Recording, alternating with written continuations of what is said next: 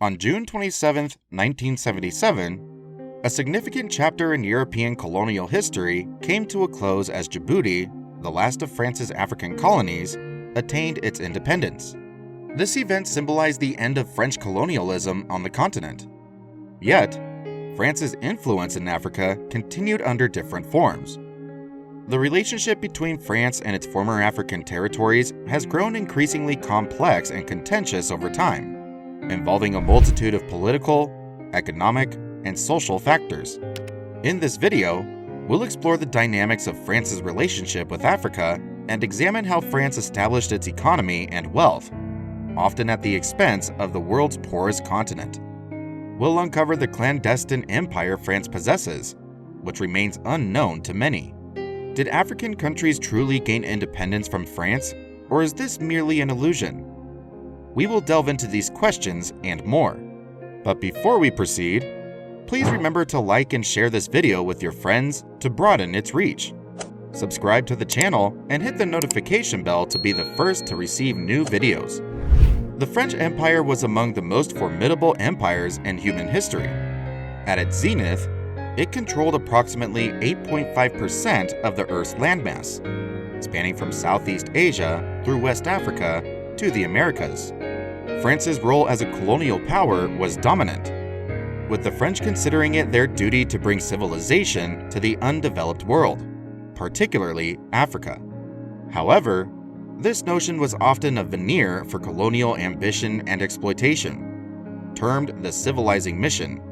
Under this pretext, France embarked on a fierce and oppressive campaign to subjugate and annex the continent.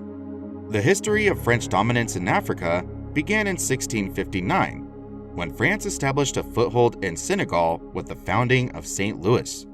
The discovery of Africa's vast resources soon led to more systematic forms of colonialism. The true onset of French expansion in Africa commenced with the conquest of Algeria in 1830, which served as a springboard for further colonization. The French went on to occupy the Ivory Coast in 1843, Tunisia in 1881, followed by Benin and Mali in 1892, and Guinea and Niger in 1899. The fall of one African country after another continued until France had effectively taken control of West Africa by the year 1920. It's said that the French took not only the continent's raw materials and wealth, but also its people. An estimated 5 million Africans were left orphaned, many of whom were sold into slavery and exported as labor to French colonies in the Americas. Additionally, millions of Africans were conscripted to fight in the wars waged by France, notably in World War I and World War II, often placed in the front lines. This period of French colonialism resulted in countless victims across the continent. Over a century, the territories of 20 modern African countries, nearly half of the continent's nations, were subjected to colonial rule. While it may seem like a relic of history, the legacy of colonialism persists. The current situation is far from the independence that was promised.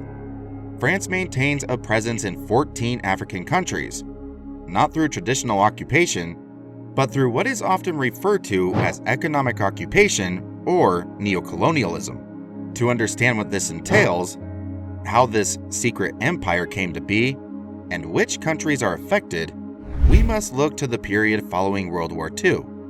In the wake of World War II, Africa was ablaze with the spirit of independence and self-determination. Despite France's initial resistance to relinquishing its colonial grip, the indomitable will of African nations eventually led to a wave of independence across the continent.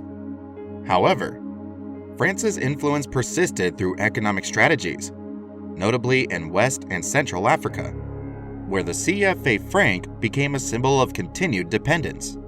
This currency, tied to France's economy, limited the financial autonomy of African states and has been a point of contention in the post-colonial era. The legacy of French colonialism in Africa is marked by resistance and the quest for true sovereignty. Post-independence, leaders like Guinea's Ahmed Sékou Touré rejected the neo-colonial terms imposed by France, leading to economic sabotage and political turmoil. Togo's Sylvanus Olympio also sought monetary independence but was assassinated shortly after. Burkina Faso's Thomas Sankara, another vocal critic of French influence, met a similar fate. These events are part of a broader pattern where France has been accused of orchestrating coups to maintain control over its former colonies. The economic grip of France on these nations is often symbolized by the CFA franc, a currency tied to France's economy, which critics argue perpetuates dependency. Claims that France has conducted numerous military interventions in Africa since the 1960s and that African nations have had to pay for infrastructure developed during colonization are contentious and should be examined critically. The narrative that France's prosperity, particularly its nuclear energy sector, relies heavily on African resources like uranium, highlights the complex and often exploitative nature of the relationship between France and its former colonies. France isn't merely enriched by its people, but also by Africa. If this country were to lose access to uranium from Africa, it would face significant hardship. The issue extends beyond energy to include gold. Despite having no gold mines, France ranks 4th globally in gold reserves, totaling 2,036 tons. 60 gold mines in Africa produce 70 tons of gold annually, but France claims all of it. This hidden empire sustains France, providing uranium from Niger and Burkina Faso for its nuclear power plants, cocoa from Ivory Coast for chocolate, and oil from Gabon and Chad for fuel. Some consider this exploitation the greatest theft of the 21st century, estimated at 250 to 500 billion euros annually from some of the world's poorest countries. 6 of the 20 poorest countries, former French colonies in the Franc zone, contribute to France's wealth. Former French President Jacques Chirac once remarked that without Africa, France would rank as a third world country.